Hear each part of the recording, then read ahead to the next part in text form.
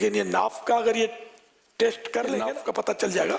ناف پر اس نے ڈوری رکھی اور یہ ادھر کی جو یہ چھاتی کی جو یہ نوک ابری بھی ہوتی ہے. ناف کا مرض ہوتا ہے کہ عام طور پہ اکثر کی اتر جاتی ہے، اکثر کی نہیں، مطلب ایسا کسی اتر جی جاتی ہے. ایسا ہوتا رہتا ہے عمومی طور پر. تو ڈاکٹروں سے علاج وغیرہ کرواتے رہتے ہیں لیکن خاص کوئی فائدہ نہیں ہوتا. تو ایسا دیکھا گیا ہے کہ دم کیا ہوا چھلا وغیرہ پڑھ کر دیا جاتا ہے. اب وہ شریعت نے جو وزن وغیرہ کہا ہے، اس کا جو انداز بتایا ویسا نہیں ہوتا، اور عام طور پر یہ تانبے کا بھی ہوتا ہے. اور جب سمجھایا تو انہوں نے کہا کہ اس سے ہمیں فائدہ بہت ہوا ہے، ہم نے دوائیاں لیں، کافی علاج کرایا لیکن کوئی فائدہ نہیں ہوا. اب ایسا شخص جو اسے پہنتا ہے اور اسے اس کا فائدہ ہے کہ اس کی جو بھی بیماری ہے اس سے اس کو فائدہ حاصل ہو رہا ہے، تو اب اسے کس طرح سے اس کی رہنمائی کی جائے اور اس طرح کا عمل کرنا کسی بھی وزن کا چھلا نہیں پہن سکتے جی، اور نہ کسی اور دھات کا پہن سکتے ہیں مرد کے لیے.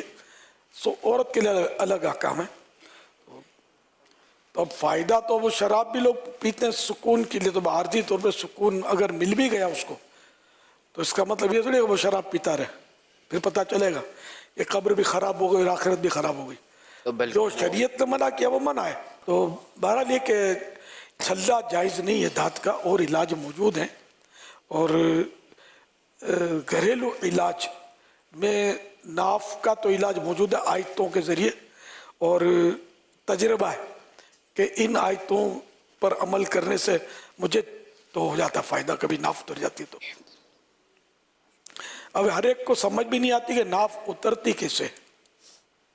ناف اترنے کا یعنی کہ ایک طریقہ یہ اس کی تحقیق کا کہ جس سے کہ سیدھا کھڑا ہو جائے یا لیٹ جائے اور اپنے کوئی ڈوری جو ہے وہ ناپ پر دوسرا رکھے. خود تو جھک جائے گا، نہیں کر سکے، دوسرا کپڑے ناپ کا پتہ چل جائے گا.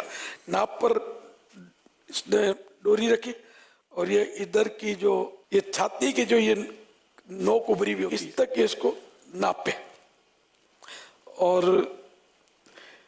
پھر اسی طرح پہلے جیسے سیدھی طرف ناپی بالکل اس تو یہ اچھی طرح اسٹیٹ کھڑا ہو کر یا اسٹیٹ لیٹ کر ناپے، اور ادھر سے بھی اسی طرح ناپے.